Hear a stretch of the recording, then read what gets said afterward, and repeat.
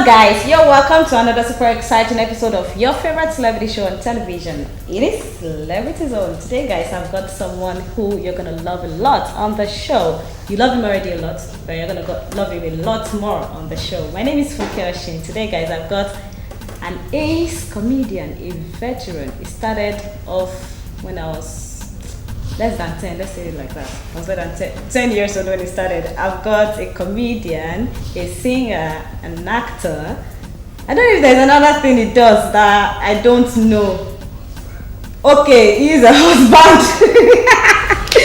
Today, guys, I've got the one and the only Koffi Idowu. And of course, that's not my name. Popularly known as Koffi the Guru. How you doing? Koffi Idowu. Thanks okay, so much Koffi for having me. Idowu. Yes, not Which one is the surname? Idowu. Idowu together. Oh, it's okay. A compound name. Okay, how you doing, sir? Awala ni compound you are. I know, and I forgot to say that you are a half caste. You know, your half caste thing is in Africa. It's not considered half caste in Africa. If we're neighbors. Yeah, we're neighborly caste. But have you ever made a young guy about that? I mean, no. Caste. No. My mom is Congolese, yeah? Togolese. No, there's nothing casty about that. It's like we have been casted. Thanks for having me on the show, though. Thank you so much for coming, for stopping by. Definitely, you're wearing something that everyone is seeing already, but we're going to get to that, talk about what you're wearing and your project that you're working on at the moment. But then I said it earlier that you started off before I was 10. Yes, you started in 1998. Yes, I started theatre in 98. I wasn't 10 yet. Keep revealing your age to people. They should even go and look for it. It was 21 years ago, yes. Yes, 21 years ago. How has it been since then? It's progressive, 2019 now. Fulfilling, and I'm grateful. Okay. You know, not many people can stand the test of time and then be able to do very well in their chosen field. Yeah. So we're grateful to God for His grace and His mercy. Yeah. A lot of people don't know I'm still young. They just assume that I've been hearing Koffi's name for quite a while. And that's because I started very early. Yeah. And for me, I try to inspire young people that you can also go all out. Like Sashina Peters, started very early. He's still relevant at over 60. Most times lately, a lot of young people just feel it will just fall in their lap, but you have to do the work. So I started the work quite early, from theater. My stand-up comedy blew up. My music took some path, and then the drama, movies and everything. So, and I keep wanting to expand on myself, not just limit myself to the norm. Okay, this is, it kind of kills the vibe for me. I'm a very thoughtful and creative person, and then writing helps me to just go into these different areas at a chosen time. There's Ali Baba there, there's Julius Agu there, there's Okeba Kasi there. We only lost Mohammed Danjuma, but a couple of other people are still there. Patrick Doyle, Uncle Bisi Olatilo were the people who ushered Ali Baba in.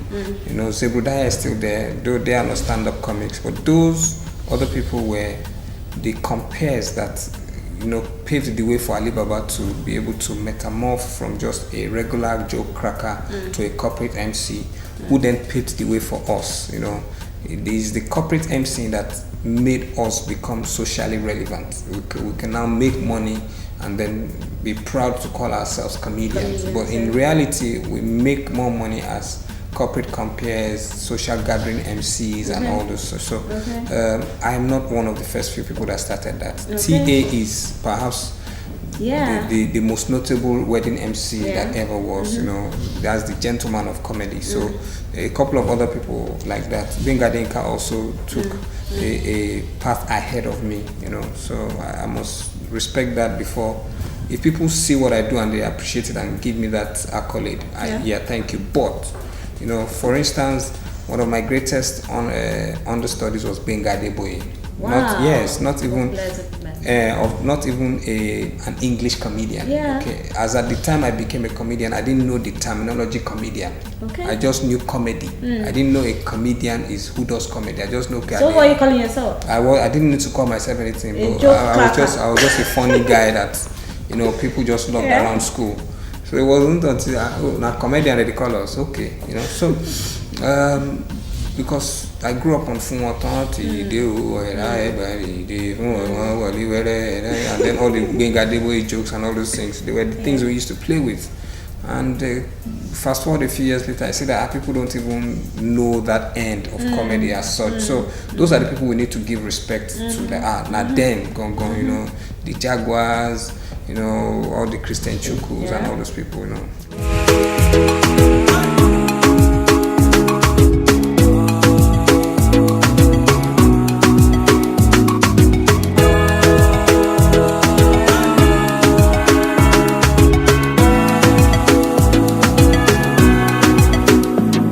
Just a fan, hit me on the gram. Boy, you're so cool, I wanna follow you anywhere you go, even if not pool. So down with you, you make me act the fool. She won't stop calling. So I skip the darling, ball and she falling. Anywhere you go, even if not pool. So down with you, you make me act the fool. Love and we roll, we roll and we roll. Sweet love when we roll, sweet love when we roll. Love when we roll, we roll and we roll. Sweet love when we roll, sweet love when we roll.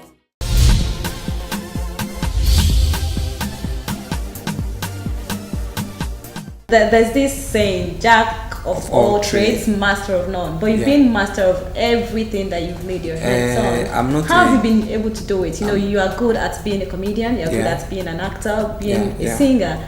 One doesn't fall for another. How do you do it? First, I need to redefine that saying. Okay. Jack of all trade. That is, you are a jack in selling kerosene. Dangote is a jack of all trade. Yes, he is. I am not a jack of all trade. I am in entertainment. It is one trade. Yeah. I'm a jack in entertainment. Okay, so everything I'm doing revolves around entertainment. I'm entertaining. I've not done comedy, music, drama, then one day you just see me in traffic hawking pure water. Then the next day you see me selling rabbits. Yeah. No, I'm doing the same thing. Okay? Sorry, but the Dangote thing is an industrial because some people say, but he too, he's just selling, no, he's selling cement and selling salt. Yeah. So, okay, so for me, it's still the same thing. I think I'm very disciplined with the way I pursue my passion. Okay? I focus, and then I like to be thorough and very principled. People see me sometimes as though like I have no. It's just being principled. To say, look, focus on this thing and do it well, so that it can earn you some integrity. So that when people say, okay, this man is a man of honor, value, integrity, those are the things that hold water for me. Not fame, not fortune, not say no. Say that thing what you do. Go and check. Every song I have ever recorded can be played back 10 years after. Yes, it can. Not because this is what the sound is raining now and I'll jump on it and do it. No, I'll do music because it carries weight and value. Every joke I've ever said is a joke you can hear 10 years later. Awesome. Every dramatic piece I've done, skit or movie, it's something you can watch later. I produce reflectively and ahead of time. In fact, when I release a new song, that's when DJs decide to play my former album. You know, I'm always like that, you know, on every level, because for me, finesse is an essence that, you know, just keeps your brand alive continuously. You know, you have to be detailed, you have to be principled. Might not be the perfect round, might not be the biggest, might not be the most sought after, but for your own good, be very, very thorough with what you're doing, because in future that's what will pay off. Okay. And I know you were not born with a silver spoon. Yes. According to your story, you were born in the Sale of Eko. You know, has there been any kind of jobs that you did that you know, for hustling's sake? Probably you saw, you know, you said something. That was why I decided to talk about this. Talk about that you're not selling something on the street, but have you ever sold anything on the street? Yes, as a kid, when we were in Morocco, I think there was that season where we were hawking eggs. Yeah, I had to help my mom to hawk eggs. Okay. You see, I'm the only comedian who doesn't perform when we pour saute. I don't do all those jokes. You know why? I'm grateful for the sacrifices of my parents. So I don't see it fit to come out in public and be telling jokes about how bad things were, because they didn't make me notice. You know, they sacrificed to cover up what they didn't have. Okay. So I took cornflakes, I took custard, I took golden one, I took all the. Yes, I grew up on those diets. Okay, y'all was plastic spoon. And so the seasons where the things were not available, yes, we ate okra alasepo with but we still had food at home. We didn't have to go elsewhere to eat. So they didn't have everything, but they managed to make sure it was available as best as possible. When it got to the point that my mom could no longer afford, tending for a small kid is different from a teenager and an adult. When I don't reach that teenage area where my man looks say, don't they touch me? I had to take the decision myself to, cushion the effect. So when I was in school, I was doing work study in Unilag. So I'll go to class, I'll go and work on the campus premises. I'll do cleaning in the library. I'll work as an assistant in the pharmacy department. So I was doing all those small things to earn weekly, and then I started picking up and being my own man. So yes, I did some odd jobs, but it was not that bad. Not that bad. Okay. All right. You are an ace comedian. Let me say that again. But then we know that anytime we see you doing a stand-up comedy, it's apart from your Awada Express, which you premiered last year. And it was also not the TV show. The live show, yes, live, December last year. A whole lot of fun. Yes. Anytime we see you doing a stand-up comedy again, is you supporting an upcoming. Yes, that's the goal. That's the goal. We don't see you in the likes of Bovi's show, AY Live. We don't see you again. We don't see you in that kind of. Why is it so? Did you take a decision to just go for up and coming artists or comedians rather? And just the ones that what you're saying is I don't do big shows like an AY Live or. I'm not saying you doing it. Or maybe, you don't get to perform there. If they invite me, fine. But if they don't invite me, I can't ask to be there. So that means you've not been invited all this while. Yeah, if I'm not invited, why do you think it's like that? You should. That question is not for me. It's for the person that didn't invite me. I can't force somebody to spend their money. Yes. And then invite me to their show. They are selling their brand. They are not selling Koffi's brand. Koffi should go and sell his brand as he deems fit. So for me, it's not a do or die that we must all do those shows. Okay. Basically, that's why I don't even attend big shows. Really, most of the things I don't attend are big shows and award ceremonies. It doesn't work for me like that anymore because I got to the point where I realized that no, it's not all about me. It's about setting a standard, and then once I've achieved beyond what I expected to achieve in my life. Awesome. As in beyond. Beautiful. You see, everything that a man could pray for. If somebody can wake up every day and look at me and say, God, do my own like you don't do Koffi then what exactly am I still chasing? That's why you're a legend. For me, it's about giving back, then holding others' hands and pulling them up. Awesome. And then my basic responsibility in life now is to take care of my kids. So I've graduated from it should be me, everything. I have a lot that I'm doing enough for my fans, my fan base, my paying clients to consider me relevant enough for business. What else I want to conquer should be as directed by God, not by me pursuing it by force. Exactly. You go just die. You go just reach one level, you will say, waiting in the fine self. So do it to the best of your capacity and then let God take it from there. So for me, if somebody is, and in our trade, it's not a competition. If Bobby is doing something, it's my position to support him as best as possible. Beautiful. Not to try and compete or try and create a counter. Okay, so if he doesn't put me on his show, go and check Bobby's timeline. He just posted my movie premiere. Go and check. I think Shaka posted it. Almost every one of my colleagues are talking about my own show. The same way I would promote their own show. That's how we are. So it's not until I perform at your show. No, that's not the mentality here. Okay. That's not how we roll. Beautiful. But personally, I make sure that every young comedian that's coming up gets that boost that they need. That's the inspiration that got us here was that we looked at Alibaba, say, see Alibaba, and then he looked at us and said, yeah, come. So we should do the same thing for those coming behind, so that our industry can become bigger and bolder. Any vocation that does not get respect of society will die. Okay, so the more comedians coming up in our business, the more society is respecting comedians.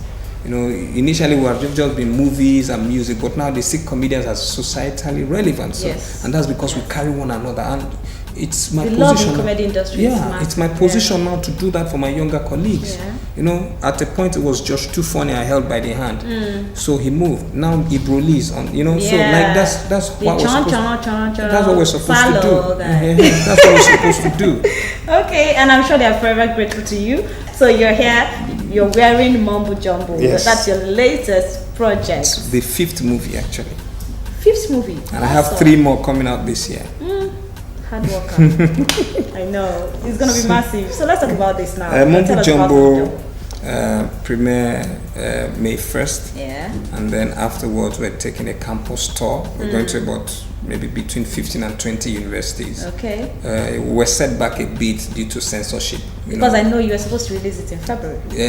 Even before February. We had shot since last year, but censors board, and guys, they delayed, but God has had a plan. And when it was time, we just said, okay, let's roll it. Every time we want to roll something, but this time we just say, let's roll. And then we set up for Unilag, but the school say our students are about to have their exam, blah, blah, blah. So, okay, let's premiere at Ozone then. After Ozone, we go to all the universities. Then afterwards, we go to the portals where you can watch it afterwards.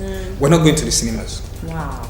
We're not, because for me, I think every project should have a direct target audience. My direct target audience are students, because it's a story of inspiration and hope for them. For young people who get discouraged by their parents or people who don't see their dreams and aspirations. So that's the story of the character I play, Soji, Rapper Tapper, being discouraged by the mom, but the girlfriend encourages him and then pushes him, and then he's able to revamp himself from the former rapper he used to be to the new kind of rapper that is in vogue now. Because taken from the trailer, he appears to be someone who doesn't know anything, who is just supposed to be starting.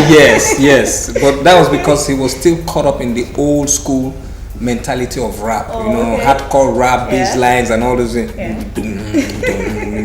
But you see, take for instance now, Tupac would have done, when I was young, me and my mama had beef, 17 years old, peeped out on the street, sit back at the time, I never thought I'd see your face, ain't a woman alive that could take my mama's place, suspended from school. Then he would have gone, lady, dear mama. Now, the new rapper doesn't have time for all that 16 bars of rap. Verse 1, verse 2, verse 3, no. So the chorus wouldn't have done the soulful blend with the don't you know we love you sweet. No, they don't have time for that. Now, the new rap trap music would have done dear mama. Dear mama. Hey, that's true though. Dear mama. 17 years old, peeked out on the street. Back at the time, never thought I was in the face. So their style has changed. True. So the guy was still doing old rap. Then you give my buy you, I'm gonna kill you. So I have to show all of that element in trying to revamp yourself, rebuild yourself, and then the character, the battles that we all go through every day. If you notice, at one point, your major obstacle was let me get work. You get work. The next obstacle will be let me get an apartment. You get an apartment. The next one will be let me get car. You get car. Next one will now be car is having issues. Let me look for a better mechanic. You see one mechanic, you find out that all mechanics are the same. So battles of Rapper Tapper, as he conquers one battle, another battle will come. He will conquer that one, another battle will come. So different things that we all go through. So it's a message of hope, teaching people to learn how to bear with the challenges that life gives them. And you had, or should I say you have, lots of cameo appearance from veterans, from people who are big in the industry. I had to experiment with making reality movie, something you can relate with. Years later you watch it and be like, man, not true. And then infuse people in their real time jobs. So the character I was playing went on air with real life OAPs, Dotun, Cool FM, Lolo One was Zobia with Eagles. Yo was there? No, Yo wasn't around when we were shooting. Olisa Adibwa, Idris Abdul Karim, Tito the Fire. So Godwin Aruwayo. I was picking elements that you could connect with on the real, so that when you're listening to radio next time and you're hearing an artist on radio, you just remember, Rapper Tapper was on this radio show too. So you can connect with it and then realize that really that's what obtains in the industry, because This part 1, and we just show how he graduates.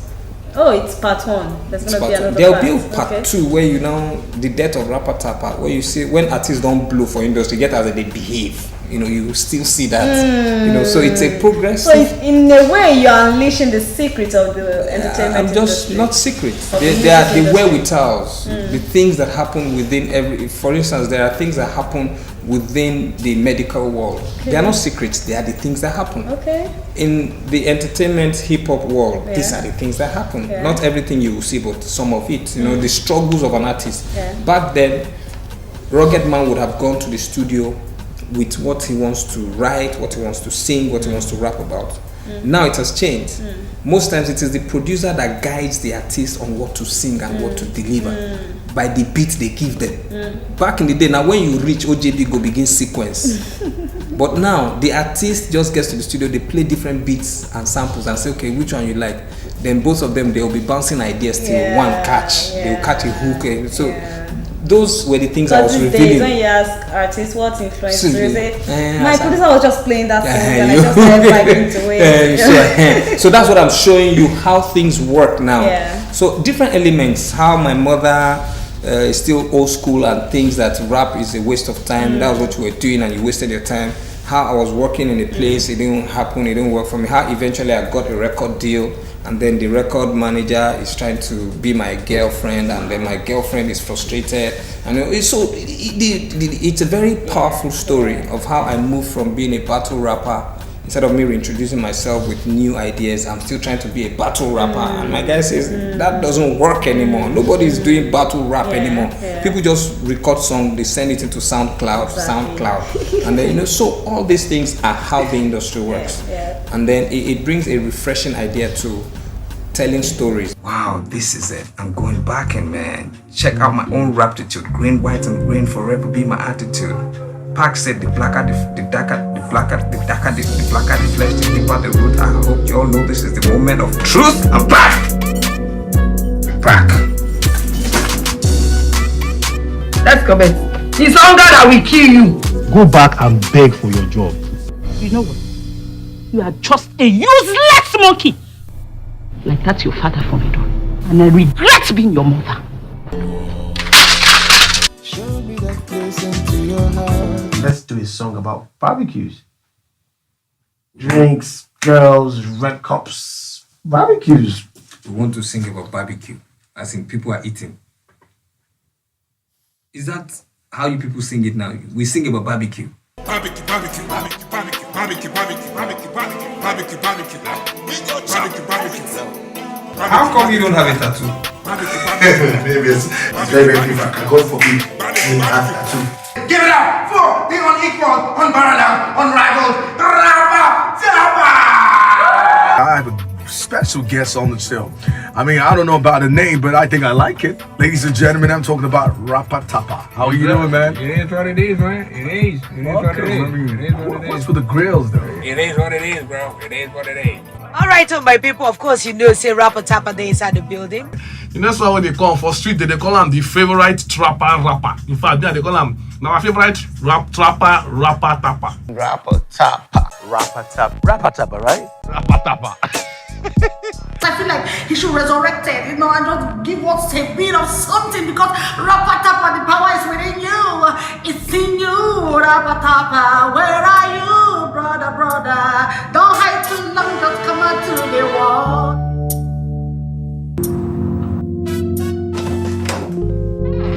For real? No.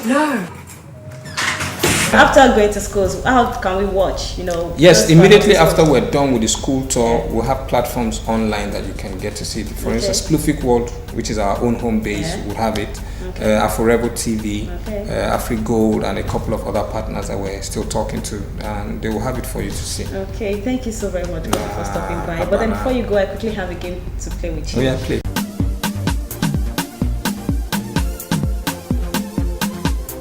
So you're gonna sing the song and then tell the name of the artist for the song. This is the first one.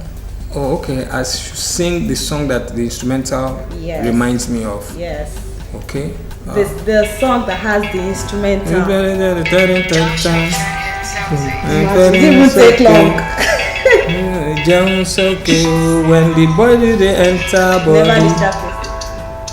No, me won't sing my own version. You want to mix up for the singer? When the boy do the enter body. Hey! The enter body. Come on, who sang it? Bonner Boy, yeah. Do you know it's not you? That's yeah. No be him that. All the So songs, nah, you know. Okay, you know say all the songs, all the songs come the same season. They now the same. So for me. Okay, so the second one. Yeah, okay, that one. Yeah. This one I go not fell because as Spirit. Awesome. We sabi. Okay, that is correct. Mamma mia. That's that video now. You can still miss it though. Because there's another song that has this tone. No. You're the one for me. Oh shit. We're not looking for any Chioma anyway. I know We're every. not looking for Chioma. See. You're 11 years in the marriage business. Yes. Yes. Thank you so very much, Koffi, once again for joining me on the show. Thank you for having me on the show. Yeah. I'm grateful for the thoughts and then the consideration as well. Okay. Thank you very much. Many thanks to you guys for watching the show today. Thank you so very much. My name is Funke Oshin and I've had a whole lot of fun here on the show with Koffi that grew out. Of course, many thanks to him for being my guest today. Excellent. See you next week, guys. I love you. Always enjoy your life. I promise you another interesting celebrity next week.